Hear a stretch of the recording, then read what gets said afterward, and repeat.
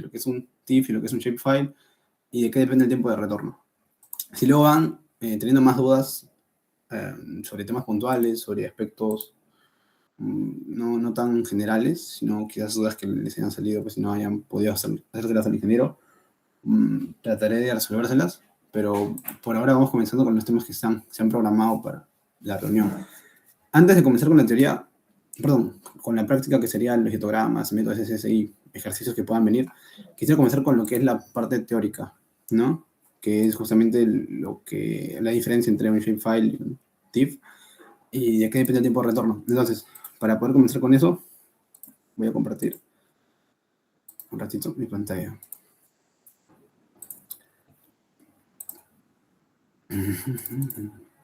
Ya. A ver, estoy seguro que el ingeniero les ha tenido que mandar a ustedes a hacer un trabajo de delimitación de cuenca. Primero, para poder trabajar lo que es el tema de máximas avenidas, y segundo, disponibilidad hídrica. No sé si habrán llegado ya al tema de disponibilidad hídrica o si habrán terminado el de máximas avenidas, pero para hacer cualquiera de los dos han tenido que pasar por esto, por QGIS. Y si no han pasado por QGIS, han hecho el análisis directamente en NKHMS, y para hacerlo directamente en NKHMS se puede hacer. Se han saltado quizás ciertas cosas y puede ser que no las tengan claras, o si lo han hecho en QGIS y no lo entienden, pues probablemente lo han hecho de forma mecánica. Entonces vamos a tratar de esclarecer esas dudas, ¿no? Primero es entender cuál es la diferencia entre una información raster y una información vectorial, ¿no? Y bueno, son dos cosas completamente diferentes. La información vectorial se puede decir que es aquella información que representa objetos. En este caso, eso es un programa, es un programa de información geográfica, ¿no? Entonces, representa objetos geográficos, en este caso en el espacio, ¿no? O en un plano, mediante aspectos o entidades geométricas definidas por coordenadas. Y básicamente estos son los puntos, las líneas o las rectas y los polígonos. Por ejemplo, a la hora de yo definir una cuenca, yo tengo esto, ¿no? Esto es la cuenca del RIMAC. Ahora, esto sería una información vectorial, también conocido como un shapefile. ¿Por qué? Porque para yo poder definir, digamos, toda esta área, todo este contorno, he tenido que definir puntos, ¿no? Un punto acá, otro punto acá, y estos puntos se definen con coordenadas.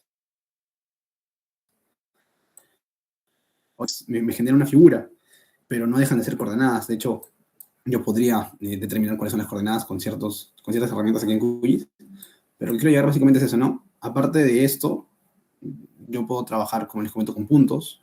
Por ejemplo, yo entro a Layer, entro a Create Layer, y Shapefile Layer. Acá lo pueden ver, ¿no? Shapefile Layer. ¿Cuáles son los que me permite crear geometría de puntos, multipuntos que no dejan de ser puntos, line string, que son líneas, y polígonos? Pero todos estos, para poder ubicarlos, obviamente lo puedo hacer yo así nomás, ¿no? Yo pongo un punto acá, acá, pero el programa me lo reconoce con coordenadas, ¿no? Obviamente para eso uno tiene que escoger el sistema coordenado con el que va a trabajar, ¿no? Pero bueno, en simples términos, eso es lo que vendría a ser la información vectorial, ¿no? Los puntos representan objetos que no tienen dimensiones, como ya sabemos, como podrían ser, por ejemplo, en ciertos análisis, el punto de aforo para trabajar en la delimitación de una cuenca hidrográfica. La línea representa, bueno, un conjunto de puntos, ustedes ya saben, y el polígono, pues, es un conjunto de puntos, que en este caso, bueno, también sería un conjunto de líneas. Y lo diferente con la información raster es que la raster ya no representa, así como los puntos, objetos geográficos que se establecen mediante entidades geométricas, ¿no? De que se definen por coordenadas, sino que, digamos que la información raster, también conocida como archivos .tif, aunque está mal, digamos, llamarlo TIFF porque hay más información raster, no solamente tienes los TIFF, representa, digamos, el espacio geográfico mediante una malla, como una grilla, ¿no? Que tiene celdas o píxeles con información.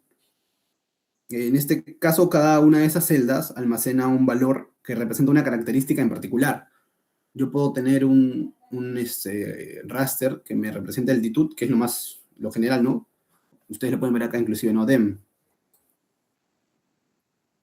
¿No? En este caso, bueno, es el DEM que cuadra justo con esto, pero vamos a sacar esto y vamos a ver cuál es bueno, ya está acá, por ejemplo.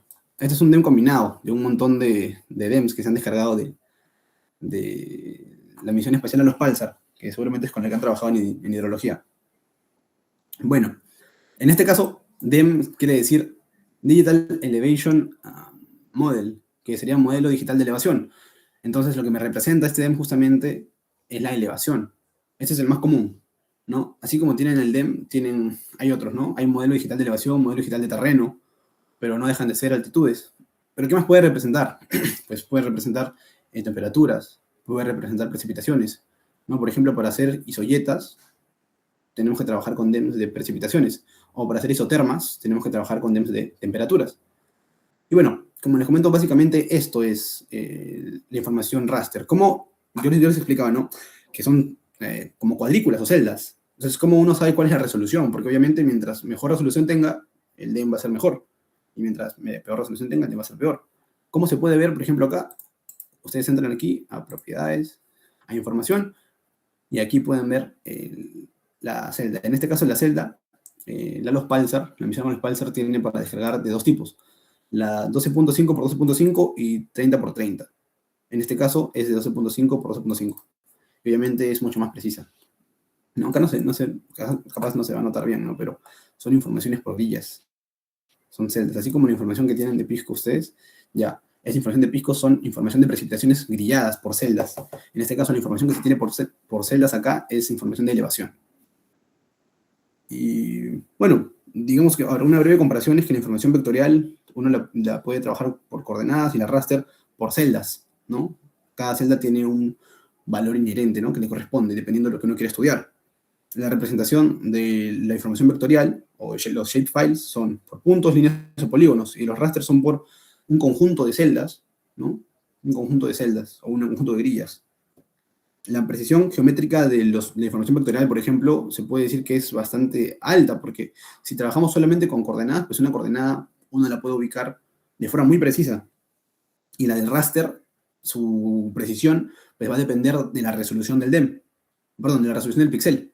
Si el píxel tiene mucha resolución, o sea, es, por ejemplo, 12.5 por 12.5 es lo más bajo con lo que he trabajado, pero sé que hay algunos o sea, con mucha mejor resolución, 3x3, 2x2. Obviamente, cuando luego uno hace el procedimiento para poder sacar curvas de nivel, o isoyetas, isotermas, trabajar con interpolación Green, o todas las interpolaciones que existen aquí en QGIS, el proceso es bastante largo y puede demorar minutos, muchos minutos, me imagino que hasta horas, dependiendo del tamaño de lo que uno quiera estudiar.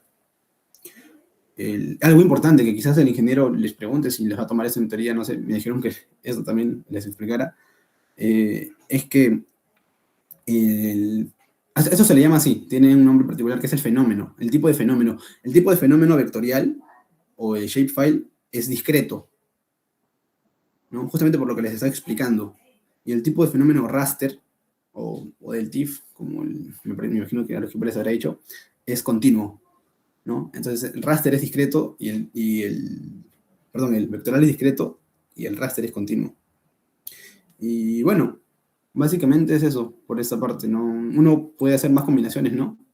Cuando uno tiene información como esta, que es la vectorial y tiene información raster, puede hacer varias cosas. Si yo quiero definir, por ejemplo, esta información raster para mi cuenca, puedo venir acá. Esto ya son herramientas, ¿no? Venir acá y cortar. Y cuando uno corta con esas herramientas, pues lo que va a obtener es esto. Entonces, no se supone que uno sea mejor que otro, ¿no? Sino que trabajan juntos. Lo que te da la información vectorial no te la da la raster, y lo que te da la información raster, pues no te la da la información vectorial.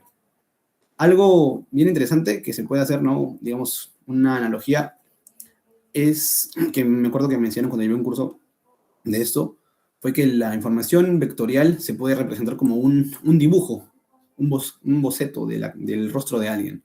Y la información raster como una fotografía. Entonces pueden quedarse con esa idea, ¿no? Cuando hacen una foto, ustedes saben que se quedan con píxeles, hay píxeles, ¿no? Dependiendo de la recepción de la cámara. Y cuando uno dibuja, pues dibuja con líneas, que son a base de puntos. Entonces, con esas ideas se pueden quedar y creo que se puede entender un poquito mejor. Entonces, bueno, esto es la primera parte. Y luego lo otro, que es la definición de tiempo de retorno. ¿Y qué es el tiempo de retorno? Es un concepto bastante No es complicado, pero para entenderlo bien, quizás explicarlo rápido pues no basta, ¿no? Por ejemplo, en el examen que yo di, el ingeniero de equipo nos tomó parte teórica y no les voy a mentir, no les voy a decir que el examen que me tomó fue fácil, fue difícil ni nada. El examen, la parte teórica fue relativamente fácil. Inclusive nos tomó con alternativas. Entonces, ¿no? Y no recuerdo si nos tomó en lo que era el tiempo de retorno, pero nos pidió que estudiáramos también eso. O sea, lo que significaba tiempo de retorno, tiempo de concentración y esas cosas.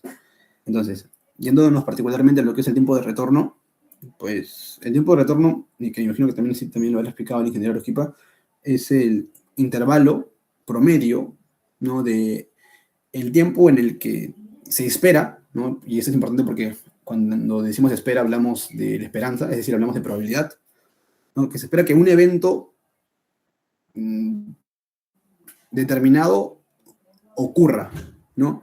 En este caso, cuando hablamos de máximas avenidas, que es donde generalmente hablamos del tiempo de retorno, un determinado evento con una determinada magnitud que sea igual o sea superior, ¿no? El tiempo de retorno lo podemos trabajar matemáticamente como el inverso de la probabilidad. La probabilidad, en este caso, por ejemplo, si hablamos de un tiempo de retorno en años, hablamos de una probabilidad anual.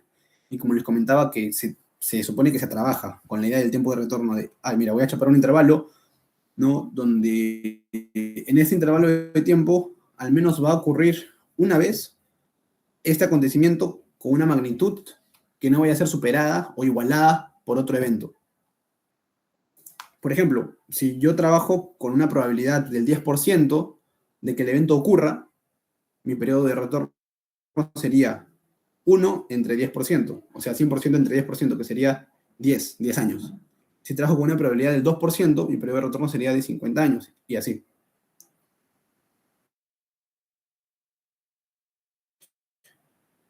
Ahora, por ejemplo, ya que estamos hablando de hidrología y todo esto, por ejemplo, una lluvia puede tener un tiempo de retorno de 100 años. Nosotros sabemos de que los tiempos de retorno no se les asignan a los fenómenos, sino a las obras, ¿no? Como puede ser una defensa ribereña, una presa, una boca toma, pero vamos a tomar este ejemplo para que se pueda entender.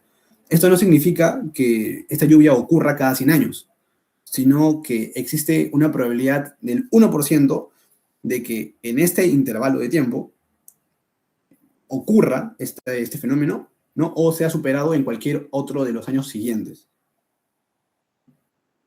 Y bueno, el periodo de retorno depende de muchas cosas, ¿no? Se supone que uno no dice, oye, este fenómeno va a ocurrir va a tener este periodo de retorno y ya está.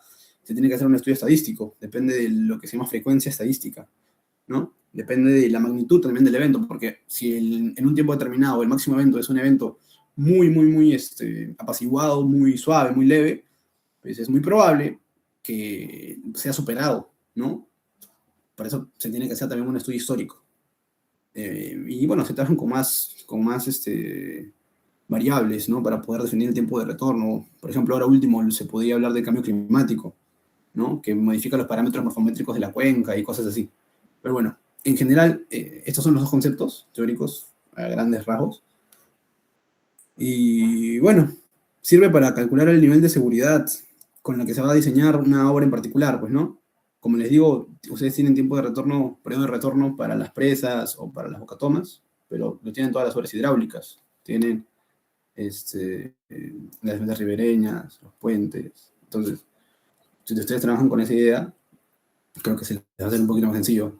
De hecho, no siempre van a encontrar periodo de retorno de tal obra hidráulica en particular con las características que ustedes quieren en Internet, pero el periodo de retorno como tal pues puede salir de una fórmula, como les comentaba, de la probabilidad y por la vida útil, ¿no? Creo que en el MTC, en uno de los manuales del MTC, creo que es en el de hidrología hidráulica y drenaje, está la formulita, pero si no, a ver, un ratito, ¿dónde está? Periodo de retorno, capaz algunos ya lo han visto. ¿Cómo es? Acá y acá. Acá está. Este es un material del ingeniero Víctor Ponce, que es un ingeniero peruano, ¿no? Y acá tienen, por ejemplo, varios tiempos de retorno para ciertas obras hidráulicas, ¿no? Ciertas obras hidráulicas, su periodo de retorno en años. Y acá tienen una calculadora del periodo de retorno. Ustedes ingresan el riesgo que es la vida útil de la obra, y con esta formulita tienen el periodo de retorno. Entonces, obviamente, si podemos ingresar el riesgo y la vida útil, eso quiere decir que una obra depende directamente del riesgo y de la vida útil, o sea, el tiempo de retorno, ¿no?, de una obra. Y ya, bueno, espero que esa parte haya quedado claro. Y cuando ya dominan lo que es esto de aquí, lo demás ya lo pueden trabajar de una forma más sencilla, ¿no? Porque una de las cosas más complicadas, o que de las cuales depende mucho, ¿no? Cómo es un factor muy sensible. Así como cuando hacen un modelamiento hidráulico, por ejemplo, uno de los factores más sensibles es el coeficiente de Manning. Ya, el periodo de retorno también es muy importante, ¿no? Y tienen que definir uno correcto para poder trabajar bien. Y bueno, esa es la parte teórica que quería explicarles. La parte teórica que quería explicarles. Y bueno, ahora vamos con la parte práctica, que es un ejercicio que ya les he mostrado a algunos de ustedes, pero no lo he hecho tan detalladamente y me gustaría hacerlo ahora sí bien detallado. Y básicamente esto, cuando yo llegué con el ingeniero Arequipa el año pasado, recuerdo que hubo una clase que se hizo virtual, en la que él nos dejó para resolver esto de acá, ¿no? Era un ejercicio que era, me imagino que habría sido como una previa para el examen parcial. Definitivamente fue antes, pero no recuerdo si lo hizo con intención de practicar para el examen parcial. Pero bueno, supongamos que fue así. La cosa es de que él nos dio los datos, esa tablita.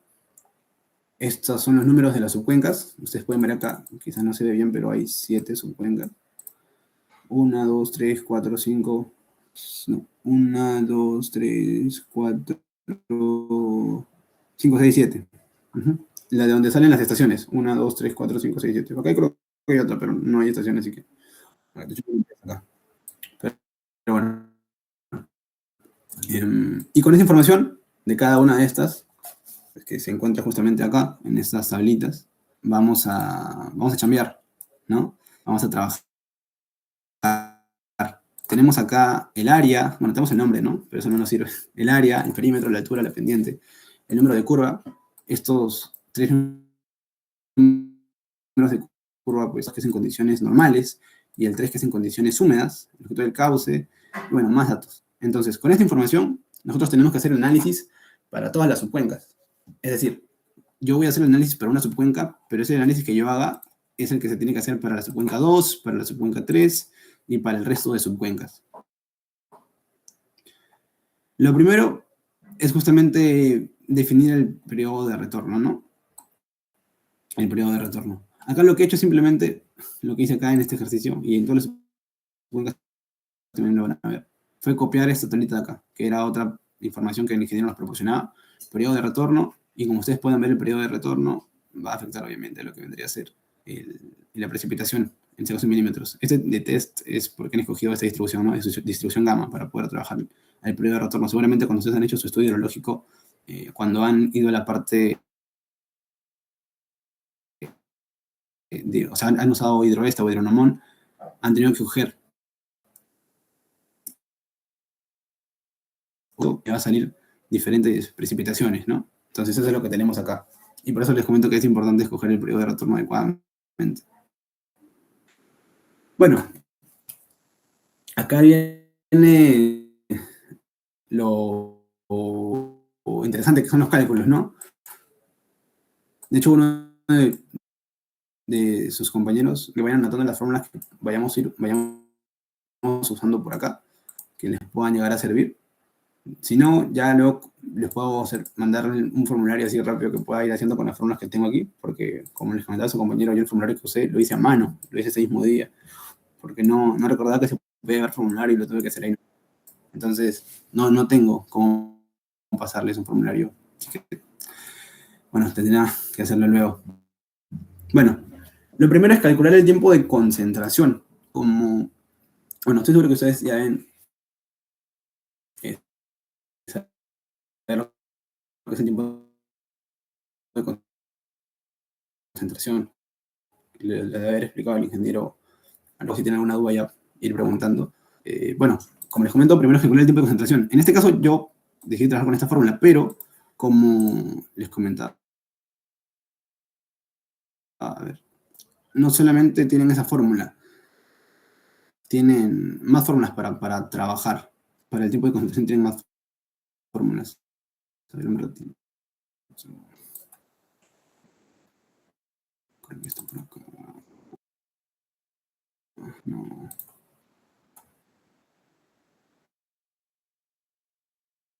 No.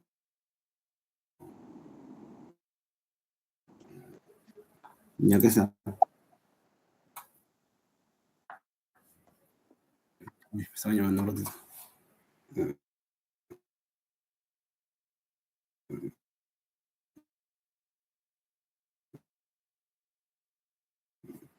Ya, en este caso yo tenía el dato de la longitud, del cauce principal, la pendiente media y el área de la cuenca. Con esos datos ustedes pueden calcularlo de diferentes formas. Ahora, hay algunas, digamos, fórmulas de tiempo de concentración que no se usan en todos los casos, ¿no? Que se usan, por ejemplo, para áreas menores a 2 kilómetros cuadrados, de cuencas, ¿no? Que se consideran ya cuencas pequeñas. O otras como, por ejemplo, la fórmula de tiempo de concentración de Temes, que se usa más que nada para suelos en España y cosas así, ¿no? Pero bueno, lo que yo hacía, por ejemplo, lo que hice en este caso, ¿no? Fue calcular todos los tiempos de concentración de los métodos que conocía y luego hacer esa tabla, ¿no? Obviamente eso no lo van a hacer en el examen, ¿no? Pero capaz a alguien le interesa saber, eh, calculan el tiempo de concentración, luego la variación mínima, la máxima, y dependiendo de esto ustedes ven el promedio, van a tener un intervalo. Y con el intervalo ven cuál se sale, cuál no se sale, y con eso pueden calcular, ¿no? Y ver si se acepta o no se acepta el tiempo de concentración. Y con los tiempos de concentración válidos, pues simplemente yo calculé un promedio del tiempo de concentración. Pero esto es para un trabajo diferente, ¿no? En este caso, si ustedes llegaran a tener todas las fórmulas o pueden escoger alguna que les parezca más cómoda, con la que puedan trabajar en este examen, ¿no? Ahora, algo importante es ver las unidades con las que trabajan el tiempo de concentración para que no se equivoquen, ¿no? Pueden trabajar con ciertas unidades y luego darse cuenta de que están trabajando con unidades equivocadas, longitud en metros o kilómetros, ¿no? O, por ejemplo, ya vamos a ver más adelante, en este caso el factor S, ¿no? Para poder calcular la precipitación efectiva en pulgadas o milímetros. Entonces, eso es necesario porque un pequeño error, como pueden ver, va a llevar un montón de equivocaciones que pueden ser errores aritméticos simplemente de unidades y se pueden equivocar feo. Bueno, la fórmula, como les comentaba, es la de acá. Y el valor que ustedes van a tener que colocar aquí es el de la longitud, como pueden ver acá. Longitud del cauce sobre la pendiente del cauce, ¿no? Y bueno, en este valor, con esta fórmula nos va a salir el tiempo de concentración en horas, ¿no? Yo lo paso cada minuto. Si lo trabajo en minutos, por algo que van a ver ya más adelante, que les voy a explicar. Pero básicamente es porque los intervalos de tiempo yo los he agarrado así, ¿no? Todo va a depender al final de cómo les vaya a salir su hidrograma unitario. Si el hidrograma unitario, por ejemplo, le sale que este evento, ¿no? Esta gráfica termina en, no sé, en 10 horas, pues no les conviene ir agarrando de media hora en media hora, por ejemplo, ¿no? Sino de una hora en una hora. En mi caso acababa en 2 horas y media, entonces yo sí podía agarrar media hora, media hora, media hora. Si ustedes se agarran así, en 10 horas se van a demorar todo el examen. Luego es el cálculo del tiempo para alcanzar el pico del hidrograma. Eso quiere decirlo de acá.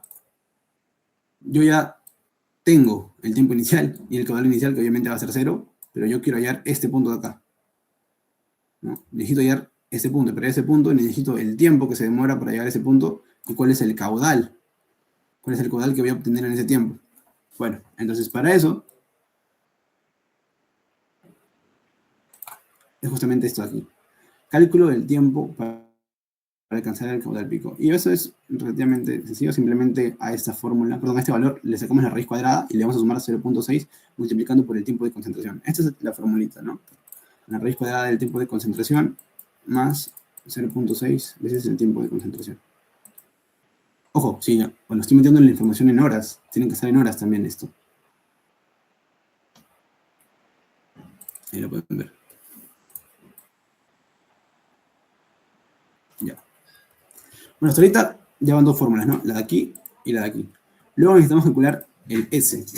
Que el S es un factor, un coeficiente que nos va a ayudar luego para poder determinar la precipitación efectiva. Y justamente aquí es donde entra el análisis de qué escoger, ¿no? Qué curva escoger o qué curva número escoger. Para comenzar, como estamos trabajando ya con horas, metros y eso, pues no vamos a trabajar con pulgadas, sino con el valor de S en milímetros. Entonces, ¿qué número de curva escoger? Bueno, y acá sí hay digamos, cierta discrepancia, al menos con lo que me han enseñado, porque el ingeniero Arequipa, cuando yo llevé el curso, me dijo, ¿no? Si vas a trabajar máximas avenidas, escoge número de curva 3, que se supone que son condiciones húmedas, ¿no? ¿Eso qué quiere decir? Pues, ¿no? Que cuando llega el evento, pues, de la lluvia, todo el lugar donde va a llover, ya hay un caudal base bastante considerable. Eso quiere decir que el lugar que se va a humedecer, pues, por las lluvias va a aumentar mucho, mucho, mucho, mucho más. ¿Cuál es la ventaja de eso? Que obviamente tú puedes trabajar con los datos en el peor de, pero también estás bueno, y la parte mala es que estás, digamos, sobredimensionando, por decirlo así, ¿no? Y es por ello que otro docente a mí me llegó a comentar que lo mejor, inclusive para máximas avenidas, era agarrar las condiciones normales. En general, para cualquier tipo de suelo, las curvas números no te los dan con números así, como tal, sino te dan intervalos. Tanto para condiciones secas, para condiciones húmedas o para condiciones normales, te lo dan intervalos. Entonces a mí me decían, mira, coge en las condiciones normales el promedio de ambos, o inclusive el de las secas, el mayor. Entonces todo completamente diferente a lo que me decía Arequipa, ¿no? Que Arequipa decía, agarra las condiciones húmedas. Entonces yo lo que les recomendaría sería que sigan lo que dice Arequipa, ¿no? Más que nada porque no sé cómo podría calificar el si escogen otro y aún así lo llegan a justificar bien. Así que, de todas maneras, yo les recomendaría que escogieran las condiciones húmedas, ¿no? Y ya le ponen allí lo que él quiere escuchar, pues, ¿no? Que es como son máximas avenidas, trabajan con condiciones húmedas. Bueno, el valor de S simplemente es, al realizar este cálculo, ¿no? Esto, lo dividen entre el curva número de la cuenca, y le restan ese numerito 254 y le sale el S. Y justamente con este S, ustedes van a calcular la precipitación efectiva. Ahora, ¿por qué yo he puesto así toda la tabla? Bueno, porque el tiempo de retorno o periodo de retorno lo calculo al final, ¿no? Lo calculo al final y acá simplemente quería colocar todo para que puedan entender, ¿no? Justamente cómo va variando. Esta es la precipitación normal. Yo lo que tengo es la precipitación efectiva. Para determinar la precipitación efectiva, simplemente aplico esta formulita de acá. Ahí lo pueden ver, ¿no?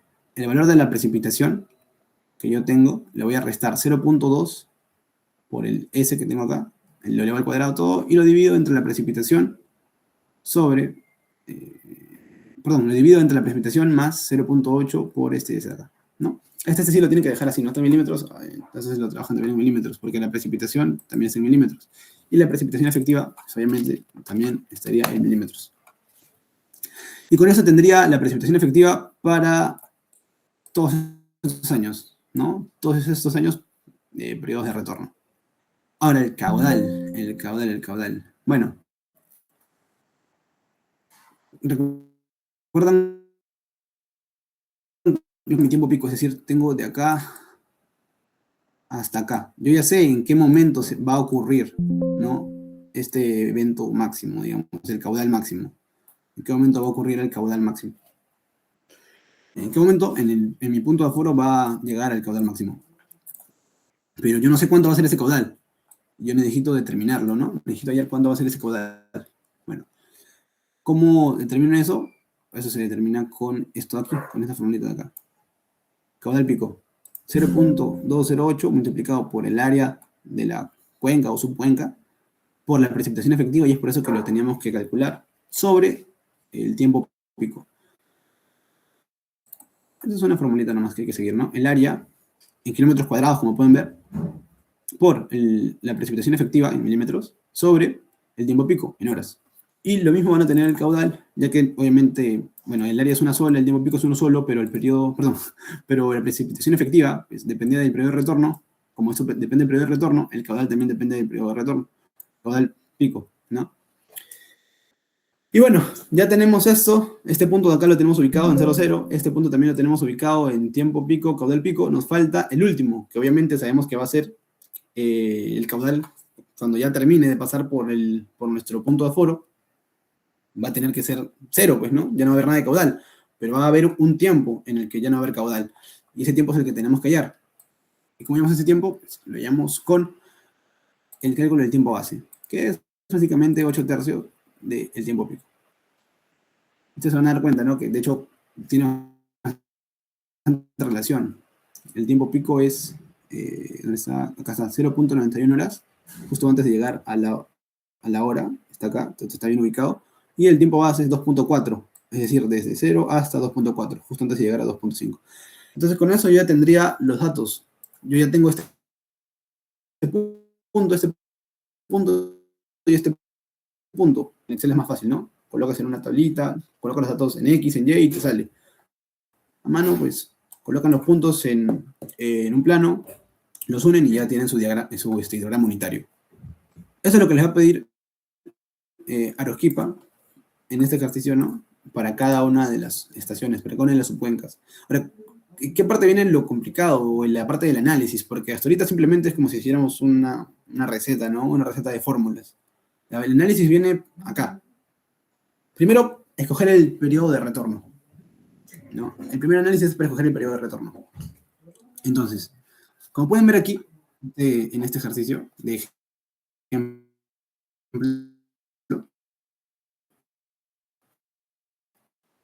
hay dos obras hidráulicas. No sé si Arequipa va a ser tan espeso, de aparte de colocar presa y bocatoma, darles un contexto, ¿no? Decirle que la presa está en una zona en la cual el agua es muy necesaria porque hay una gran área de cultivo, o meter un floro con la bocatoma o algo así. Pero obviamente depende, como les está explicando, no solamente de la obra, ¿no? Sino del riesgo, ¿no? Depende de la vida útil, obviamente, pero también depende del riesgo. Y el riesgo no solo es si la obra es muy compleja o si no, sino, o sea, a esta obra, ¿cuánta gente depende de esta obra, ¿no? O cuáles son los efectos que puede tener el hecho de que esta obra pues, no esté, colapse, se destruya, ¿no? Pero suponiendo que no va a trabajarlo así, pues los periodos de retorno más comunes, como pueden ver acá inclusive, los ha colocado el ingeniero, son para presa entre 500 y 1000 años y para bocatoma de 50 a 200 años.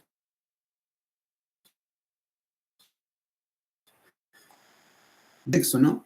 Yo recuerdo que en mi examen el ingeniero no nos dijo nada, solamente nos puso presa, bocatoma y ya, justifiquen sus valores de tiempos de retorno, periodos de retorno. Yo escogí 200 años y escogí empresa, me acuerdo que lo máximo, creo, 1000 años habré escogido.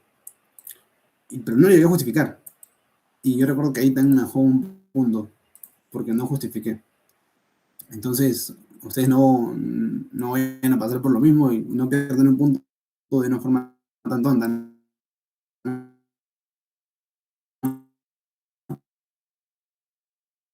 Ustedes simplemente pueden justificar y ya está, ya no va a haber problema. Entonces, acá se supone que ustedes tienen que escoger un periodo de retorno, ¿no? Acá el análisis lo hago. Como es una bocatoma, porque estamos en su cuenca 1. Su cuenca 1, los datos son los de... Tendría que revisar acá. W280. 280 es acá. Ustedes podrán ver 1000 años. A lo muy, sí. Entonces, lo que hago acá simplemente es hacer el análisis de periodo de retorno para 50, 100, 200 y 500 años. Como ustedes ya saben y les he explicado, pues obviamente el caudal pico, ustedes no van a hacer esto, ¿no? Desde el principio ustedes tienen que coger su periodo de retorno. Es decir, este va a ser o va a ser casos diferentes, ¿no? Acá luego para mostrarles, pero ustedes no van a hacer esto. El caudal pico, por ejemplo, para el periodo de retorno de 50 años es 29.292, ¿no? Y el tiempo pico es este. El tiempo base, es decir, todo el tiempo desde el inicio hasta el final es este de acá. Y lo mismo para 100 años, para 200 años y para 500 años. Esto solamente es para la primera subcuenca, como les digo. Este es el análisis de la primera subcuenca. Ustedes a este punto ya han tenido que coger el periodo de retorno. Y como ya escogieron el periodo de retorno, ya han tenido que tener el caudal pico y el tiempo pico. Es decir, a este punto, para la primera subcuenca, ustedes ya deberían tener el primer hidrograma unitario. Y así como se ha hecho esto acá, se tiene que hacer para la subcuenca 2, para la subcuenca 3, para la subcuenca 4, para la 5, para la 6 y para la 7. No creo que les deje tantas subcuencas al ingeniero, sería demasiado, a pesar de que no es, ahorita no hay algo de análisis, sino es simplemente seguir fórmulas, pero al fin y al cabo, bueno, se van a demorar tipeándolas, ¿no? En la calculadora o lo que vayan a usar. Les dejará algunas, no sé, 4 o 3. Algo importante también es ver esto de acá, que yo voy a determinar el cálculo, ¿no? De lo que es lo que me importa en ese análisis, y luego lo van a ver, ¿no? Es estas 4 subcuencas, solamente estas 4 de acá. Y ustedes van a decir, ¿por qué solamente esas 4 de allí? Primero, porque el problema me pide calcular hasta la presa, ¿no? Se desea diseñar la presa calientes, entonces, y luego toma calientes, ¿no? Bueno, se adjuntan esquemas hidráulicos de la licitación con proyecto, cuadro de precipitaciones y tabla de parámetros morfométricos. Políticamente, la presa caliente se ubica en el distrito de tanto. Y bueno, calcular los hidrogramas de cada una de las subcuencas, que ya lo tendríamos que haber hecho, ¿no? Hicimos el de la primera, se puede hacer las demás también. Evaluar el caudal de diseño para el vertedero de la presa calientes, el caudal de diseño para el barraje fijo de la bocatoma, bueno. ¿Por qué para el de la presa solamente tendremos que trabajar con estos? Bueno, porque en la presa, no sé si ustedes han visto cómo es una presa o el ingeniero les habrá hecho un modelo, ¿no? A ver, les voy a mostrar acá. Presa. Si sale, acá está. Esa es una presa. Entonces, como ustedes se pueden dar cuenta, la presa justamente está hecha para retener toda esta agua que viene desde arriba, aguas arriba, ¿no? ¿Qué es lo que tiene la presa como obras anexas, ¿no? Bueno, puede tener un aliviadero,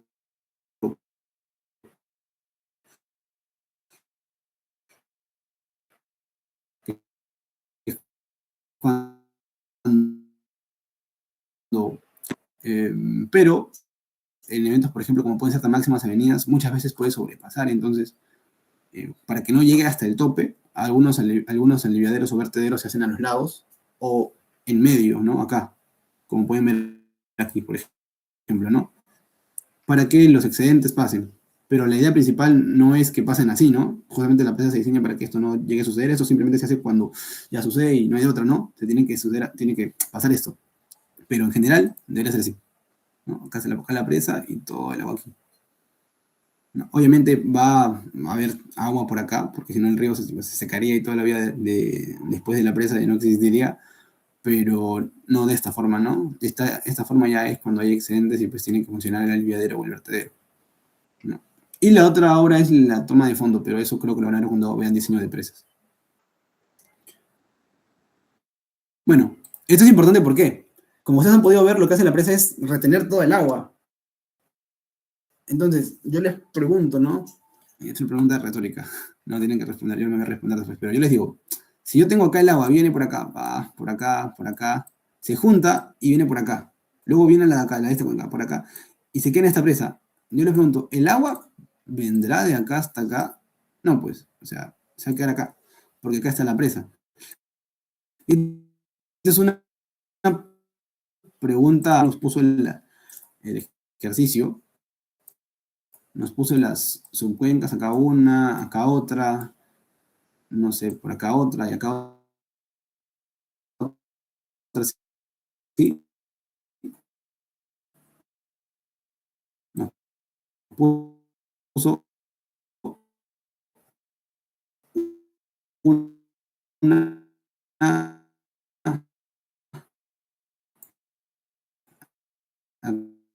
acá, pero en una subcuenca presa, se hizo la cuenca, porque como les estoy diciendo, para hay una presa, ¿no? Eh, digamos, esta agua luego al cabo. Entonces, a menos que se, oye, ya, justamente para esta presa, ¿cuál es? Ah, ya, bueno. Pero luego no lo vayan a sumar con los demás, se va a unir. ¿De otra mano? Ya les va a salir mal, pues, les va a salir mal.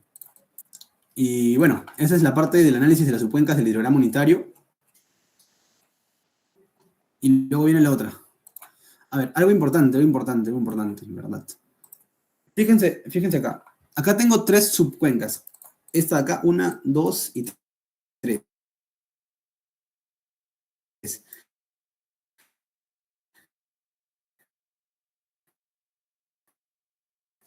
Y yo veo que las 3 se unen en este punto. ¿Qué quiere decir? Así cobro. ¿Qué quiere acá? Es decir, que si bien esta cuenca tiene su hidrograma unitario, esta también tiene su hidrograma unitario y esta también tiene su hidrograma unitario, en este punto que se juntan las tres va a haber otro hidrograma unitario, pero ahora algo así, ¿no? Porque va a ser justamente la suma de todos, de más este de acá. En este punto, ¿ah? En este punto de acá. Entonces, eso es lo primero que vamos a hacer. Eso es lo primero que vamos a hacer. Ya con todas las subcuencas, como les he dicho, obviamente, a ver, si me dicen nada más, analiza hasta la presa, yo no voy a hacer las 7. Yo solamente hago estas 4 que van a interactuar, ¿no? Entonces, hago hasta la número que viene en la parte de análisis. Eso es lo que les decía. Subcuenca 1, 2 y 3. Acá pongo sus datos. Y acá estoy escogiendo los caudales y el tiempo pico. Yo ya escogió el caudal 38, 42 y tiempo 0,91. 38, 42, acá está. 500 años. ¿Por qué? Justo lo que les explicaba. Como nosotros queríamos hacer el análisis para esta presa, y bueno, el rango, en realidad 500 años es muy poco para una presa, pero no hay otro, ¿no? Solo hay 500. Entonces, de 500 a 1000, estamos agarrando el de 500. Y con ese de 500 estamos trabajando. No solamente para esa subcuenca, sino con ese mismo vamos a trabajar para esta y para esta, para la 1, la 2 y la 3. Estos datos son del periodo de retorno de 500 años. No, no se vayan a olvidar. Y acá viene la parte del análisis, que hay que... Y esta es la parte donde les comentaba que viene ya no seguir una fórmula, ni copiar y pegar datos, ni nada. Van a tener que agarrar los histogramas unitarios, que ustedes los van a tener a la mano en ese momento, porque es lo que van a tener ya hecho. Acá. Ay. Este es el otro, y este es el otro. Ya, estos son los tres que se van a utilizar. Le vamos a pegar acá. ¿O no? Ah, se pegó uno nomás. Ah, no, acá está, ya. No sé si los chicos se verá bien. Espero que sí. Voy a quitarles la leyenda. Voy a quitarles la leyenda. Así.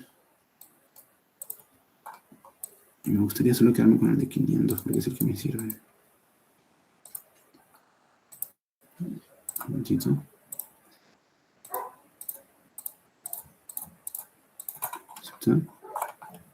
Se puede checar más eso todavía. Ya, acá tengo un hidrograma unitario. Acá tengo otro. Ojo, son de diferentes subcuencas. Uno es de la subcuenca 3, otro es de la 2, y este es de la subcuenca número 1.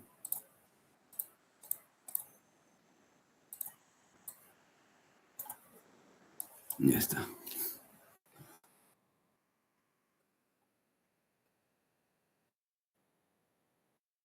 Bueno, vamos a hacer esto.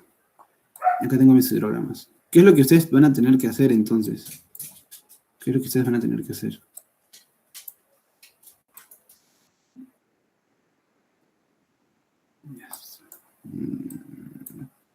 Ya. Van a tener que hacer un análisis netamente geométrico. Como estamos trabajando con hidrogramas unitarios, no es tanta, no hay que hacer tanta complejidad. Ah, algo importante también. No, por ahora, no, sí, por ahora no es necesario explicarlo. Van a tener que hacer un análisis netamente geométrico. A ver, ¿cómo es ese análisis? Voy a conectar esto un ratito para que se pueda entender mejor lo que voy a hacer. Ya está. Sí, se puede ver. Ya. A ver, por ejemplo, yo tengo ubicados estos puntos ya. El pico y el final para todos mis hidrogramas de todas las subcuencas. Entonces, yo tengo mi tiempo pico y mi caudal pico. Ok, acá hay muchas formas de trabajarlo. Como les digo, yo prefiero trabajarlo de la forma geométrica, pero incluso lo pueden trabajar de la forma algebraica, que es trabajando con funciones, ¿no? Como tienen acá una línea recta y acá otra, pues lo pueden trabajar como una función lineal. Yo prefiero trabajarlo con geometría porque básicamente es hacer semejanza de triángulos y ya está. Pero de otra forma tampoco está mal. Por ejemplo, primera subcuenca. Esta es la subcuenca 1, ¿no? Subcuenca 1. Ya, yo lo que tengo es básicamente un triángulo con una base de 2.428 o 43, no sé cómo lo quieran ver. Y una altura, ¿de cuánto? de 38.428. Ahora, esta altura, este punto máximo, está a una distancia del origen. Este es el tiempo, ¿no? Pero bueno, entiendan a lo que me refiero. Ajá. Entonces, esta parte de acá sería la resta. Es decir, lo que falta, ¿no? Recuerden que lo estamos viendo como un triángulo, ¿no? Pero recuerden que esto es caudal y esto de acá es tiempo. Eso sería la resta, 2.428 menos 0.91. 1.518. Perfecto. Entonces, ¿qué pasaría, por ejemplo, si yo quiero determinar cuánto va a ser el caudal, ya no a las 2 horas, no, 2.428 horas, sino una hora más concreta, ¿no? A la media hora. Ah, ya, bueno, a la media hora va a ser a las 0.5 horas. Entonces, si hasta acá hay 0.91, 0.5 está en esta parte. Por acá puede estar, ¿no? 0.5. ¿Y cómo determino el caudal que quiero? Pues sencillo, ¿no? El caudal que quiero sobre 0.5, por semejanza de triángulos, va a ser igual a el máximo, 38.428, sobre toda esta distancia, toda la de acá. ¿Cuánto es? 0.91. Y sencillo, con eso consigo yo el caudal para el tiempo de 0.5 horas. Lo mismo se hace si en lugar de 5 quiero una hora. Ah, bueno, solo que en una hora ya pasa a 0.91, está por acá. ¿Cómo haría? Bueno, yo quiero mi caudal. Quiero una hora, que sería de acá hasta acá. Perfecto. Si quiero, si acá hasta acá es una hora, ¿cuánto es lo que el caudal que yo quiero sobre 1.428 es igual a el caudal máximo, que es 38.428 sobre este valor, que es de acá hasta acá, ¿no? 1.518. Y con eso yo hallo mi caudal. Entonces, esto de aquí es lo que yo he hecho para cada media hora. Eso fue lo que yo les dije al principio, no sé si recuerdan. Yo cogí media hora, una hora y media, 2 horas, 2 horas y media, 3 horas, 3 horas y media. Para cada media hora, para cada una de las subcuencas. Y el análisis me sale así. Hoy no les voy a explicar uno por uno, porque como les digo, solamente he multiplicado y he dividido. Ha sido regla de 3. Y ya esto de acá es cuando se va para el otro lado, ¿no? Cuando ya no está en la primera parte del triángulo, sino está en la segunda, que se tiene que restar lo que uno quiere menos esto para poder hallar esta distancia, ¿no? Lo que uno, o sea, por ejemplo, yo quiero a una hora, pues tengo que restarle a todo esto, que es toda la base, es una hora para poder trabajar con el triángulo de la derecha. Y lo mismo tengo que hacer con la subcuenca 2 y la subcuenca 3. Ahora, ¿qué más? Como yo estoy hallando para todos al mismo tiempo, a la media hora, a la hora y media, a las 2 horas, así, yo puedo decir, oye, entonces yo podría sumar todos los caudales que van, o sea, que terminan en este punto de aforo, recuerden que estamos en el punto de aforo, ¿no? En una hora. Sí, y yo con eso puedo calcular cuál es el caudal total que pasa en ese punto de aforo en esa hora. Ya sea en esa media hora, en esa hora, en esa hora y media, perfecto. Entonces yo lo sumo el de todos, para cada uno de los tiempos en particular, y hago mi hidrograma. ¿Cómo lo hago? Ubico los puntos como pares ordenados de tiempo en X y caudal total en Y. Y me va a quedar esto de acá, que ya no es un hidrograma unitario, ¿no? Es un hidrograma que, bueno, ya parece más un hidrograma, que tiene esta forma acampanada. Y eso básicamente se obtiene, como les digo, haciendo la suma de cada uno de los caudales para cada uno de estos tiempos en cada una de las cuencas. Obviamente, el hidrograma va a ser más preciso si el intervalo de tiempo que yo uso es más pequeño. Si el intervalo de tiempo que yo uso es de 15 minutos, o de 10 minutos, o de 5, o de 1 minuto, va a ser muchísimo más pequeño. Pero obviamente pagamos el precio del tiempo, ¿no? Y no es conveniente de que ustedes estén tanto tiempo en un ejercicio o haciendo una suma nada más porque quieren tomar un delta de tiempo muy pequeño. Lo mínimo que les recomiendo que tomen es media hora, ¿no? Sería demasiado raro que todo este fenómeno, este proceso, pues sea en 20 minutos. Lo mínimo que les demorará serán 2 horas y media o 3 horas. Si les llega a durar 10 horas, por ejemplo, primero piensen de que podría estar mal. Y luego, si lo verifican y está bien, bueno, no tomen intervalos de media hora, ¿no? Sino de 1 hora o hasta de 2 horas, por ejemplo. Ok, es 1 hora, pero es media hora. 0.5 horas es el intervalo. Ah, bueno, no. Este de 1 hora es de otra cosa. X y eso de acá. Bueno, como les digo, este es el resultado, ¿no? ¿Por qué no comienzo en ese intervalo desde cero? Bueno, lo que he hecho acá básicamente es chapar esta columna, ponerla acá, chapar esta columna y ponerla acá. Los resultados son los mismos, como pueden ver. Solo que, bueno, ya comenzar desde 0, 0, 0.5 y así, lo que se ha hecho acá básicamente es ir trasladando. Y se trasladando el tiempo, ¿no? Porque, por ejemplo, a ver, yo les hago esto, a ver, ¿cómo explicarlo esto? A ver, hay algo que se llama tránsito de avenidas, que no sé si ustedes lo han visto, ¿ya? Que es, por ejemplo, yo tengo acá un punto y acá otro punto. Acá yo tengo mi hidrograma, ¿no? Pero en este punto, el hidrograma que voy a tener va a ser diferente, y generalmente el hidrograma de entrada suele ser así, con esta campanita así bien alta, y el de acá, una campana un poquito más chatita. ¿Por qué se produce? Pues, más que nada por la sinusoidad, creo que se dice así, el cauce, que puede ser debido a muchas cosas, ¿no? Puede ser debido a los meandros, puede ser debido a la erosión, a la fricción, hay muchas cosas. Entonces se va perdiendo. Y mucho más cuando, por ejemplo, cae una hora como una presa, ¿no? Porque el agua se va aumentando por acá, ¿no? Ustedes saben de que el caudal es constante, entonces si yo le estoy aumentando el área, pues al final la velocidad va a disminuir y eso se ve reflejado en este resultado, de que no sea así, sino de que sea más así. Esto no les enseñaba al ingeniero. También está difícil que les enseñe el método de tránsito de avenidas. Yo imagino que no les había enseñado, capaz sí les he enseñado y saben cómo hacerlo, ¿no? Pero existen varios métodos, ¿no? El método, por ejemplo, de Puls modificado, el método de Clark, el método, otros métodos más complicados con diferencias finitas, método de onda cinemática, onda dinámica, onda difusiva. Eso no creo que lo llegue a enseñar al ingeniero. Sería bueno que lo revisen porque en nuestro examen final el ingeniero nos tomó tránsito de avenidas a pesar de que no nos había enseñado.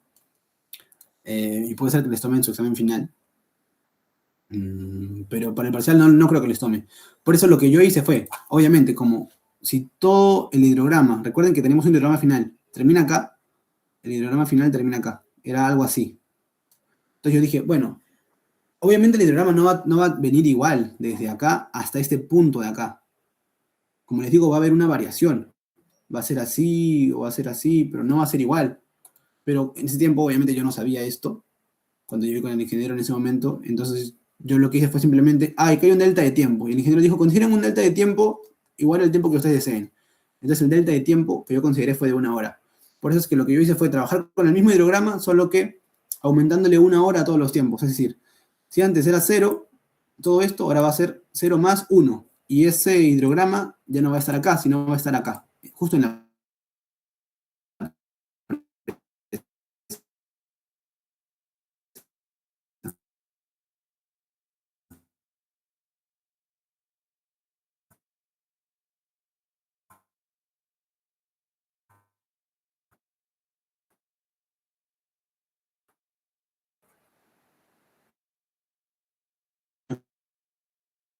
acá, de 1. 1.5. Lo que he hecho básicamente es literalmente, como pueden ver, a este tiempo. Y tendrían, está mal, tendríamos que trabajar ustedes de esta forma. Expliquen la tenta de tiempo ahora porque una explicación.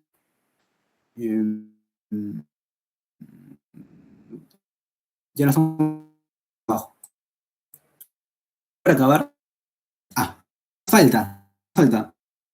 Bueno, nos falta esta estación de acá. Una de la otra. Tenemos una combinación por una sola. ¿Cómo lo hacemos? Como ya lo que hice, ya tengo el hidrograma por acá. Lo tenía por acá arriba, ¿no? Acá, tengo mi hidrograma acá. Ese análisis que yo hice es geométrico solamente para esa estación, porque el otro ya lo tengo como quiero, que es desmenuzado en media hora. Entonces, hago mi análisis para esa estación 4, tengo mis caudales, y otra vez voy a darme cuenta yo, obviamente, ¿no? Que no va a estar hasta las 4 horas y media, ni 5 horas, va a ser, en este caso, 2 horas y media. Veo cuándo es que se produce el caudal máximo. Ojo, el caudal máximo no es el máximo de acá y el máximo de acá, porque, por ejemplo, como pueden ver, acá en la cuarta estación cuarta cuenca, tengo un caudal máximo de 96.7, pero en el total mi máximo es 69, no voy a sumar estos dos, no, sino la suma de ambos, el máximo. Eso es lo que yo tengo que conseguir.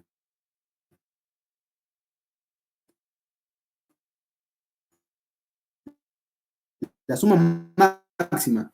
En este caso, 137.67 va a ser el caudal total en la presa máximo, ¿no? Y la hora o el tiempo o el momento en el que se va a producir va a ser en un tiempo de 1.5 horas. Con esto luego ya puedo hacer mi hidrograma final,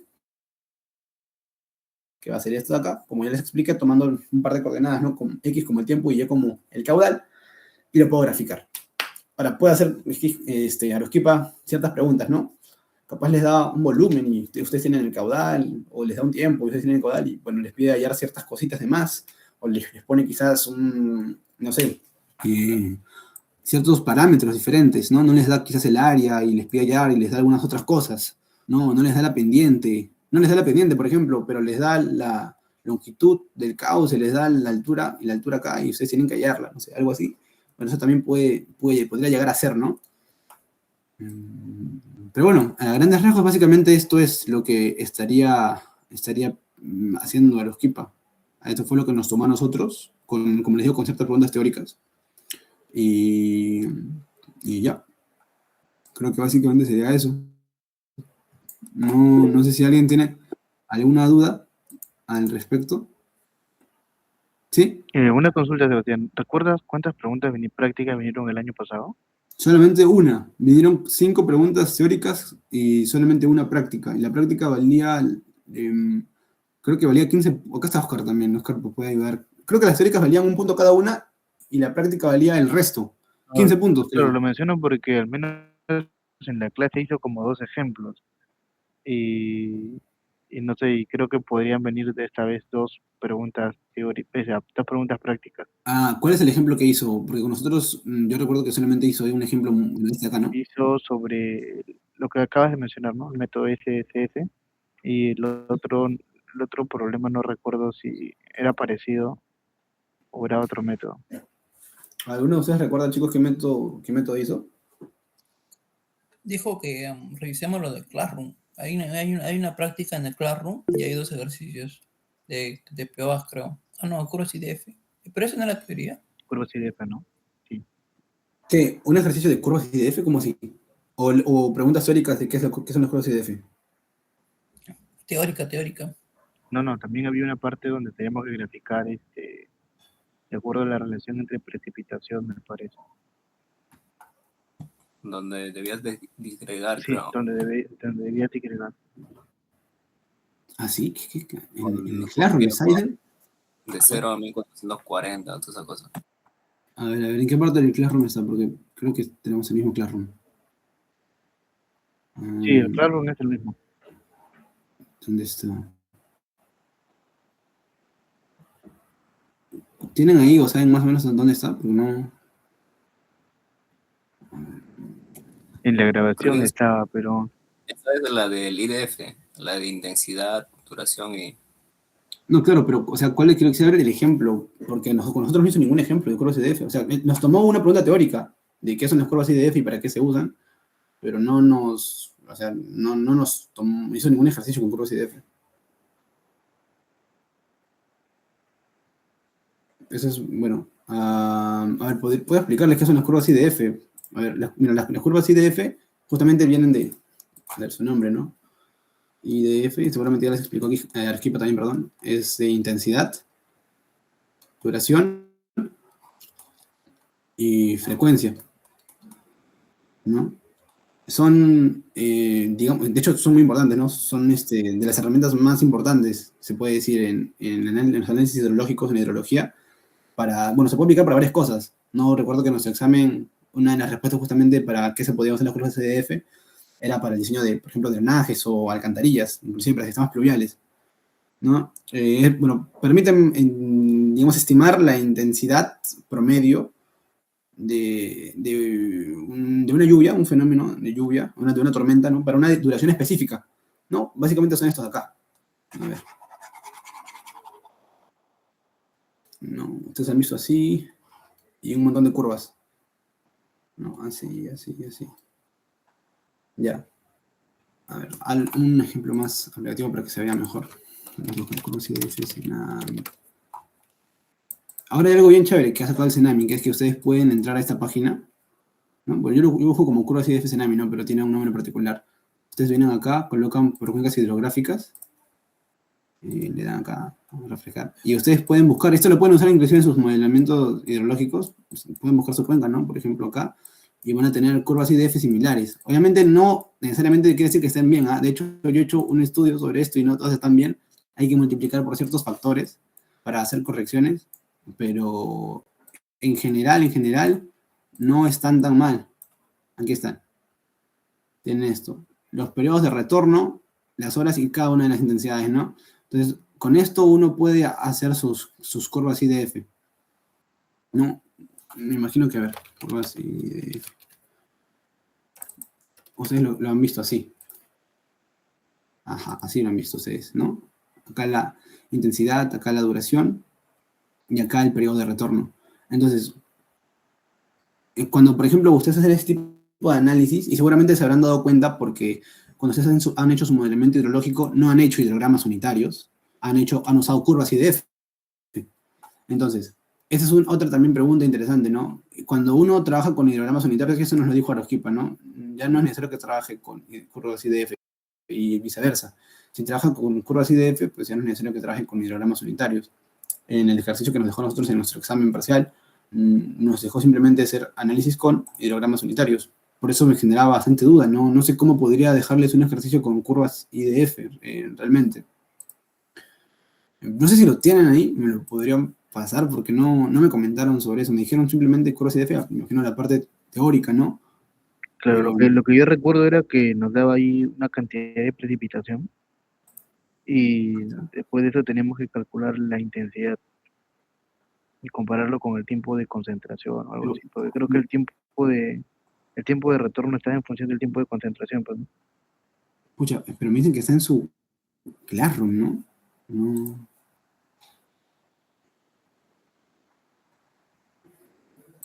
No, se no es ni cagando. Era para que es infiltración, creo Algún que sí. héroe que haya copiado. ¿En El infiltración de está acá? Excel no sería. Acá, a ver. ¿Esto es? Creo que es ese. Pero esto no es curva IDF, ¿ah? Esto es la curva de filtración. Sí, era eso, infiltración, no era IDF. Ah, ya, este ejercicio lo has hecho, entonces. Ya, a ver. Acá tengo un ejercicio también similar. Que les puedo explicar mejor con esto. Ah, qué raro decía, porque con nosotros no hizo nunca nada de curvas IDF, así, ejercicios. A ver. ¿Dónde está?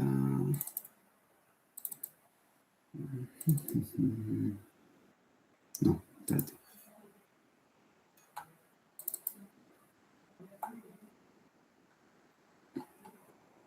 Ya. Ya, bueno, vamos a explicar así nomás. Ya, el ejercicio, por ejemplo, que él nos dejó venía así, ¿no? Bueno, daba consideraciones que seguramente ustedes también han hecho este ejercicio. Yo la verdad es que no, creo que no lo llegué a encontrar en internet porque es un ejercicio que él nos lo mostró y ahí él lo quitó. No sé si será el mismo, a ver, déjenme revisar. Volumen. No. Bueno, no es el mismo. Bueno, ya les voy a explicar este ejercicio. Bueno. Ya. El método que ustedes van a tener que trabajar, si mal no recuerdo, no recuerdo el nombre, creo que es el método de Orton, creo que se llama Orton, para filtración, no lo recuerdo bien, filtración, creo que sí, ¿no? Método de Orton, entonces sí, el modelo de Orton, es ahí. Es esto de acá, esta formulita de acá, ¿no? Ft es igual a Fc más F sub 0 menos Fc por E a la menos K por T. Obviamente, pues eso es una función exponencial, ¿no? Entonces, ustedes tienen que comenzar con un valor inicial que es justamente este de acá. Acá inclusive está con ChatGPT, pero es muy bueno porque les va a servir para que puedan entender qué es lo que significa cada elemento, ¿no?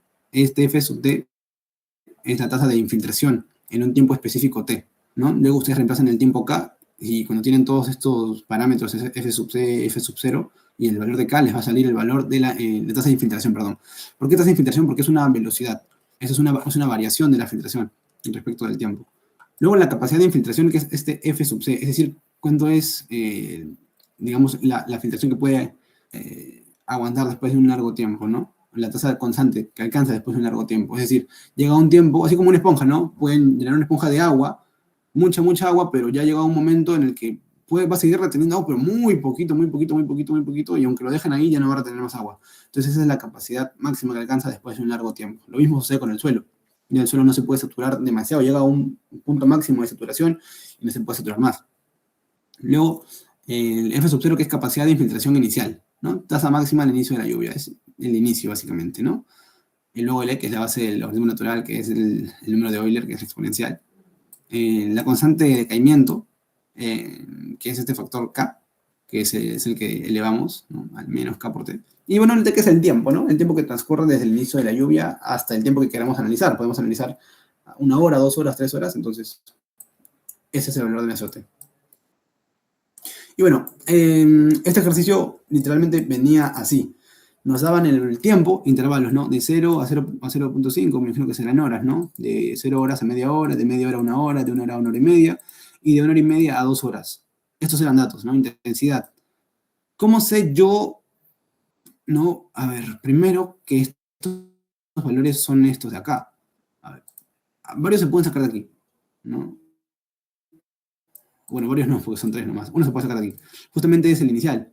Yo tengo el valor de la intensidad inicial, 7.62. Recuerden que esta F lo que me indica es una tasa. Ustedes saben que una tasa es una variación de algo respecto a un tiempo. Y ustedes sabrán que la intensidad es la variación de la precipitación respecto al tiempo, respecto a la duración. Entonces, mi intensidad inicial justo va a ser mi F sub 0 inicial, o mi F sub 0. Entonces, lo que yo tengo como dato de intensidad inicial, el que se dé en el primer intervalo de tiempo, va a ser justamente este F sub 0. Luego tengo estos valores. Y como ustedes se darán cuenta, la intensidad con la que se va filtrando va disminuyendo. ¿Por qué va disminuyendo? Porque como les dije, va a llegar un tiempo en el que ya no se va a infiltrar casi nada, porque la capacidad del suelo de filtración ya llegó a su límite. Entonces ya no va a poder continuar filtrándose. Luego este PP que, no sé qué será, me imagino que será precipitación, ¿no? La precipitación y luego la precipitación acumulada. Sí, debe ser precipitación acumulada. Este problema no, creo que no está en el Classroom, ¿no? Me gustaría verlo, pero no está en el Classroom. Y bueno, luego tengo el tiempo en intervalos, ¿no? De 0 a media hora, de media hora a 1 hora, de 1 hora a 1 hora y media, y de 1 hora y media a 2 horas. Y luego la intensidad, ¿no? Que son los valores de intensidad en estos intervalos de tiempo. Y bueno, lo que hago simplemente es meterlo acá, en este diatograma, y voy a tener justamente, ¿no? Mis valores o mis intervalos de tiempo y mis intensidades. Es decir, de 0 a media hora hay una filtración. ¿Cuál es la tasa de esa filtración? ¿Cuál es la velocidad con la que el agua se filtra en la Tierra? Pues 7.62 milímetros, centímetros por cada hora. Por cada hora. Entre media hora y 1 hora es de 3.81. Obviamente uno puede tomar deltas de tiempo más pequeños y va a ser mucho más preciso. En este caso no es que tomes, ¿no? Sino es que esto te lo dan de dato. Pero para hacer un estudio, por ejemplo, de infiltración, uno toma deltas de tiempo más pequeñitos, por ejemplo, ¿no? Y les pueden salir ya ni siquiera barras, sino líneas. Les pueden salir líneas. Es tan preciso que ustedes simplemente las unen y salen curvas, como la curva de filtración que vamos a ver abajo. Solo que en este caso la curva de filtración no estamos agarrando barras, no estamos siendo tan precisos, estamos agarrando, digamos, puntos intermedios. Es lo que van a ver con lo que vamos a trabajar. Bueno, para este problema piden básicamente el litograma de exceso aplicando el método de Orton, las curvas de infiltración y precipitación acumuladas y representarlas gráficamente, ¿no? Y el exceso total de precipitación. Bueno, lo que yo estaba haciendo acá es que obviamente yo tengo mis valores, ¿no? De mis intensidades en mis intervalos de tiempo. Entonces, yo lo que quiero hacer, para poder hacer mi gráfica, mi curva, no me basta con tener pocos valores, porque si tengo 2, puede ser una parabólica, una lineal, una cúbica. Si tengo 3, puede ser una cúbica, una cuarta, ¿no? Entonces, quiero tener varios para hacer su comportamiento. Algo importante es que obviamente no va a ser ninguna cuarta ni nada de eso, porque, a ver, sigue una función exponencial, entonces va a necesitar, ¿no? Un comportamiento al exponencial. Eso es una alerta, ¿no? Que pueden tener ustedes si ven que cuando unen los puntos les sale una función algo así. Les sale algo así. como les estoy explicando, tiene que ir decreciendo. Tiene que ir decreciendo cada vez porque la capacidad de infiltración del suelo va disminuyendo. Entonces, ahí, vengamos por acá. Miren aquí, tiempo cero, tasa 7.62. ¿Cómo hallo eso? Pues simplemente estoy metiendo el valor del tiempo a la fórmula. ¿Por qué lo puedo meter a la fórmula? Porque recuerden que este valor yo ya lo tengo. Este de acá también, se supone que es un dato, y este de acá también. Entonces, como yo ya tengo esto, ¿por qué? A ver, es importante, ¿no? ¿Por qué este de acá lo tengo que tener de dato? Porque eso se hace con un estudio. Lo necesito tener de dato porque yo necesito saber cuánto es mi tasa máxima, capacidad máxima. Ahí nomás, ya no se puede hacer nada más. Es decir, después de eso, muy difícil se va a poder infiltrar, ¿no? Ese es el máximo. Necesito eso, ¿no? Esa es la velocidad máxima con la que se va a infiltrar, la tasa máxima. Y también necesito ese factor K, que obviamente va a depender del tipo de suelo con el que yo esté trabajando. Con estos dos, y habiendo calculado haciendo mi ensayo, por ejemplo, ¿no? Viendo, oye, con esa es la primera tasa, ¿no? Ya, bueno, voy a trabajar con esa. Ya tengo todo lo necesario. Lo único que voy a ir variando acá, que es el tiempo. Entonces, yo voy variando el tiempo. Para un tiempo inicial de 0, me sale 7.62. Para un tiempo inicial de 0.25 horas, que serán 15 minutos, 3.58 y así. Como tengo el tiempo máximo de 2 horas, solamente puedo trabajar hasta ahí, porque el análisis después de eso no lo tengo. Y como pueden ver, a las 2 horas, ¿cuánto es la tasa? Es decir, lo último, 1.34763, que justamente es el valor que yo tengo acá. 1.346. ¿No? Bueno, o muy cerca, ¿no? ¿Qué más? Bueno, con estos valores yo hago mi gráfica. Gráfico, ¿no? Hago mi gráfica. Y esta gráfica, o esta curva, se llama, o tiene el nombre de curva de la capacidad de infiltración del suelo. Esto es importante, porque, como les estoy comentando, yo lo que voy a tener aquí es el tiempo y la infiltración. O más que infiltración es la tasa, ¿no? La tasa de filtración. La tasa de filtración, para que se entienda mejor. Como les digo, recuerden que tasa no es más que una relación, ¿no? Entre, en este caso, la precipitación y el tiempo, ¿no? Y bueno, en realidad, prácticamente ya estaría resuelto esto. Si ustedes ven esto acá, con esto ya lo tienen casi todo resuelto. ¿Qué es lo que se necesita? Bueno, nosotros vamos a trabajar con, como les digo, con promedios, porque lamentablemente los datos son tan... a ver, con un delta de tiempo tan grande, ¿no? Que no se podría tomar, por ejemplo, un dato significativo en esta media hora, o un dato significativo en esta otra media hora, o en esta otra media hora, porque son gaps o deltas de tiempo demasiado grandes, ¿no? Pero bueno, se tiene que trabajar así, no se va a trabajar con 15 minutos o 10 minutos, porque sería muy específico. Lo que nosotros hacemos acá es el diatograma de exceso. Y ahora fíjense, los deltas de tiempo que trabajamos, los intervalos, son los mismos. ¿Qué es lo que va a ir cambiando? Las intensidades. Nosotros las intensidades con las que trabajamos eran estas, ¿no? 7.62, 381, que estos eran nuestros datos. Pero como ustedes podrán ver, acá hay columnas, ¿no? Y estas columnas están de más. ¿Cómo calculamos nosotros nuestra intensidad? Esta de aquí, pues justamente lo que hacemos es, la intensidad que nosotros teníamos del tiempo inicial, ¿no? Vamos a tener que restarlas con esta de aquí, es decir, el inicial, que era lo que les decía, ¿no? El promedio, más que el promedio es la diferencia, ¿no? A ver. Yo tengo en mi gráfica esto, en mi etograma, que es este rectangulito, que me va a indicar de acá hasta acá, tengo un valor promedio, que es 7.62. Estoy seguro que si yo hago el análisis en cero, como lo hice acá, me sale 7.62, ¿de acuerdo? Pero si lo hago en 7.25, que es la mitad, me sale 3.58. Oye, pero yo estoy tomando acá que es 7.62. ¿Por qué? Porque estoy tomando con intervalos bastante grandes. Ya lo que les decía, ¿no? No es significativo. Y aparte con la función exponencial, ustedes saben que las funciones exponenciales suben muy rápido, y así como suben muy rápido, pues también cuando es una función exponencial elevada a un exponente negativo, pues caen demasiado rápido, hasta que llegan a una constante, ¿no? Como pueden ver acá. Entonces, lo que yo necesito para terminar el histograma de exceso es justamente restar a esa capacidad inicial que yo tenía de infiltración, la capacidad que hay en el tiempo que yo quiero calcular. En este caso, como estoy viendo el intervalo desde 0 hasta 0.5, es hacer la diferencia, ¿no? De este valor inicial de la intensidad de esto de acá, que yo lo estoy tomando como si fuera el inicial en el tiempo 0, menos el que me va a salir al final de mi tiempo 5. Como les digo, acá no se guíen del diatograma, porque el diatograma les va a salir, o sea, les va a sacar gráficas así, con intervalos demasiado grandes. Trabajen con lo de acá, que se supone que el diatograma les ha servido para poder entender cómo es el funcionamiento, cómo funciona la intensidad de la tasa de filtración con el tiempo. Y esto de acá, esta tablita, les ha ayudado a poder graficar la capacidad de filtración del suelo. Entonces, haciendo la diferencia, ¿no?, de la intensidad inicial o la tasa inicial menos la tasa en un tiempo determinado, en este caso en el intervalo de tiempo, o perdón, en el tiempo final del intervalo, pues van a tener justamente el excedente. Es decir, en ese tiempo, en ese intervalo de tiempo, ha habido una tasa, ¿no? Una tasa de filtración, porque tengo una final y tengo una inicial. Entonces yo hallo y tengo una variación de la tasa de filtración. Eso es lo que yo tengo que colocar acá, la variación de la tasa de filtración. Lo mismo tengo que hacer para ese intervalo. Lo que hago es restar el inicial de 0.5, que sería 3.81, que es lo que naturalmente el 3.81 yo debería tener acá en mi diatograma, y a ese le voy a restar el final del intervalo de 0.5 a 1, que sería 1.447. Bueno, entonces todo lo de acá. Recuerden que esto de acá todo lo sacaba de la ecuación del modelo de Orton, que es el de acá. Y lo mismo hago con los demás, ¿no? Este final, esto menos esto, y este de acá, bueno, que simplemente serían los últimos, ¿no? La resta de los finales de ambos, que en ambos debería tener lo mismo.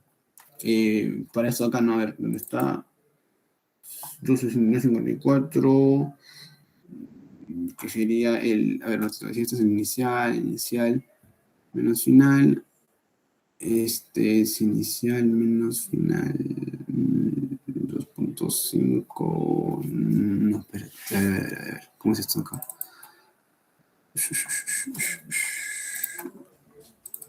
2.54. Este inicio, bueno, inicio, final, 2.54. 1.27.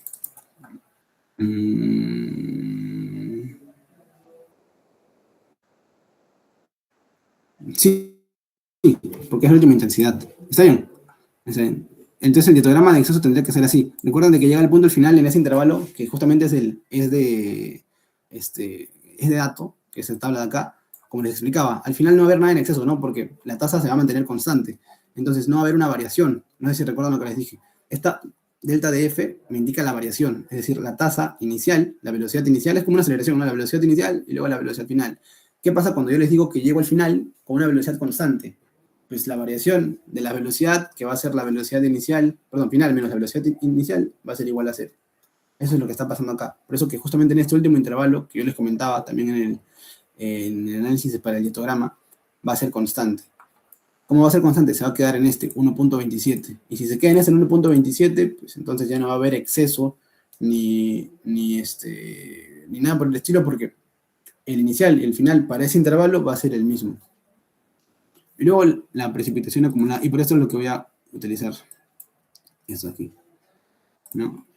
Fíjense acá, para mi precipitación acumulada yo inicio con un tiempo cero, con cero precipitación, ¿no? Porque estoy iniciando en el tiempo cero, para mi precipitación acumulada.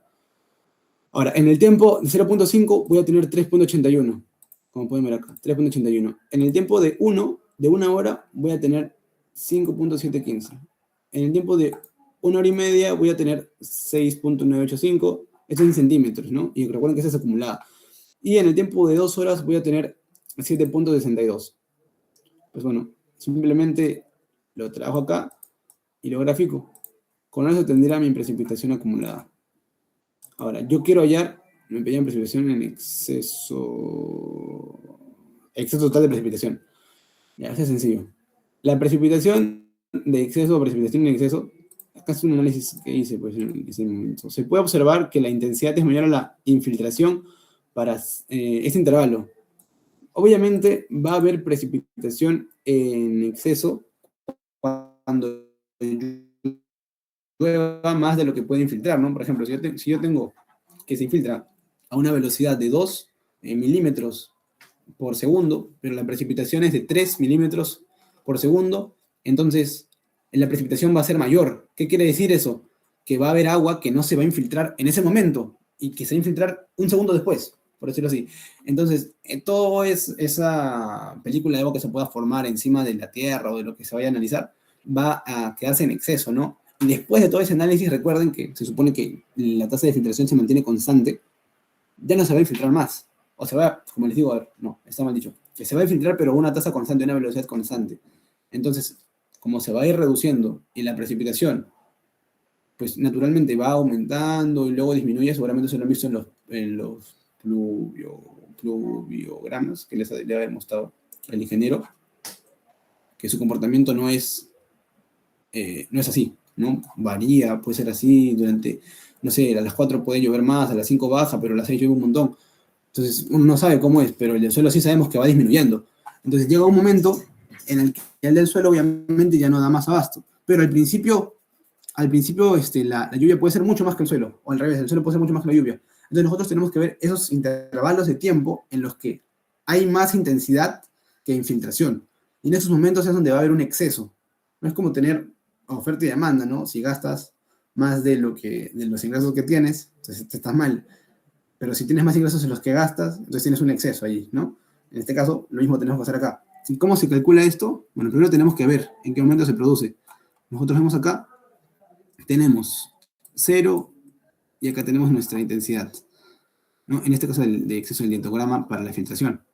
3, acá es más. 5, acá es más también. Para 1.5, por ejemplo, inclusive llega a ser más, y acá 7.62 también es muchísimo más. Entonces, nosotros queremos ver cuál es el momento en el que podemos calcular ese exceso. ¿Y cómo lo hacemos? Pues tendríamos que ir, como me parece que es sumar, no sé, sumando. Para eso vamos a apoyarnos del diatograma. ¿Cómo calculamos eso? Como les digo, primero tenemos que ver cuáles son los momentos en los cuales hay ¿cómo se llama? Este exceso, ¿no? Y luego, como nosotros hemos tomado un delta de tiempo igual a 0.5, vamos a tener que sumar nuestras intensidades y multiplicarlo por 0.5. Es como calcular un área. Este análisis parece muy sencillo, pero cuando se hace, por ejemplo, con intervalos de tiempo más pequeños, el diatograma pues no lo va a tener así, con un delta de tiempo tan grande, ¿no? Va a ser simplemente como puntos ubicados, y lo que va a tener es una función, una curva. Entonces, ¿cómo calcularíamos el área debajo de la curva? Con una integral, ¿no? Y la función al final, como ustedes ya saben, es esta de acá. Es una función exponencial. Entonces tendría que ser la integral, es una función exponencial. Pero no va a llegar hasta ese punto. El ingeniero, aunque les pida que el delta de t tienda a 0, en ese caso ya sería un delta de t muy chiquito.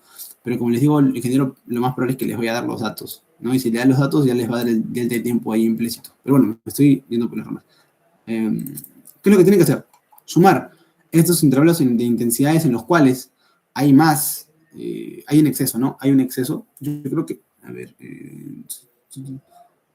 sí, hay un exceso, lo suman y lo multiplican por 0.5. O cada uno de estos intervalos de intensidades lo multiplican por 0.5. ¿Por qué?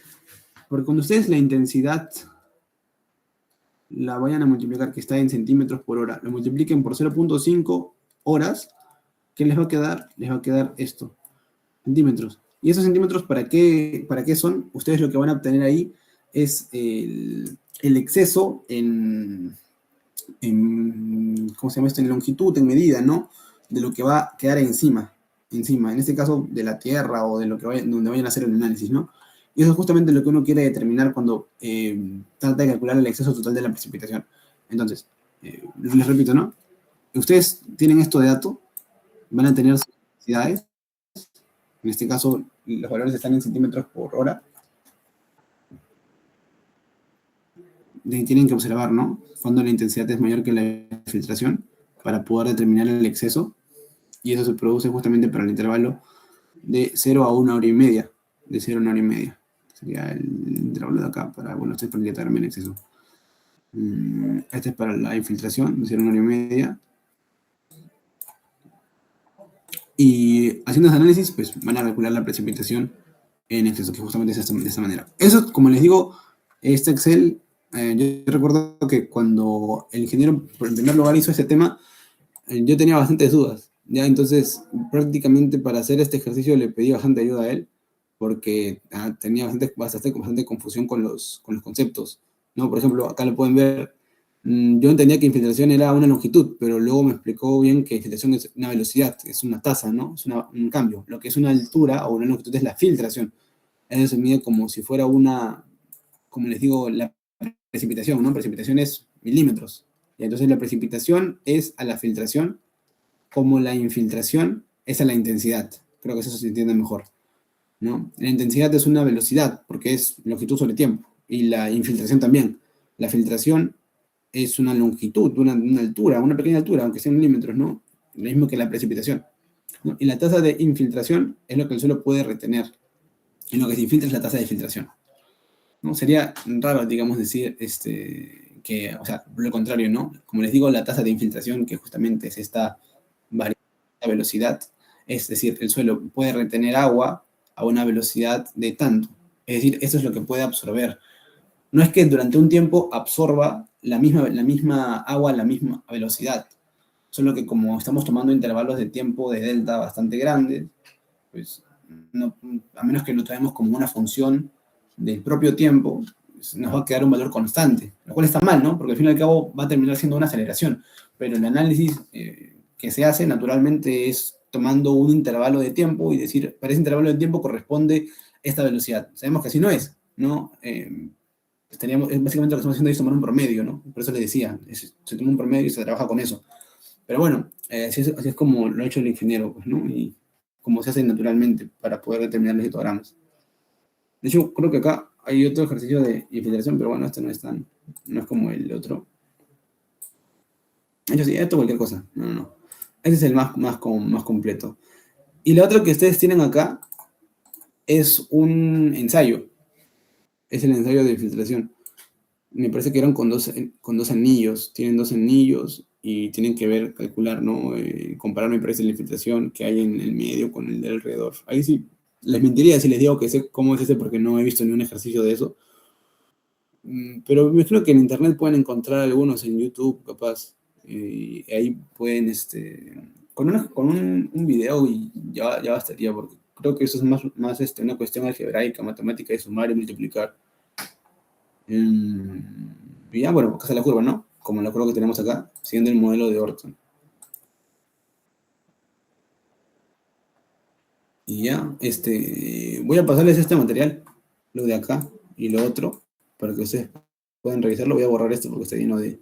O bueno, no sé, capaz, lo mejor lo dejo y...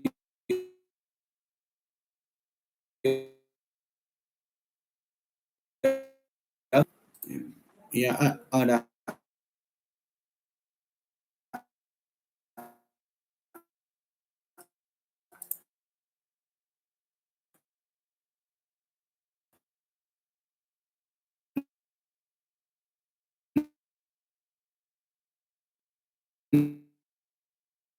de la teoría, no sé si tienen alguna duda. Les pregunto porque tengo entendido que mañana es su examen parcial, ¿verdad? Entonces, no me gustaría que se vayan con dudas a su examen.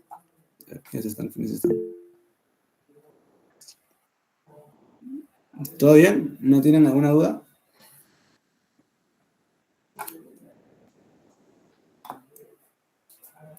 ¿Todo bien? Ok. Ok, bueno, espero que les haya servido. Entonces, como les digo,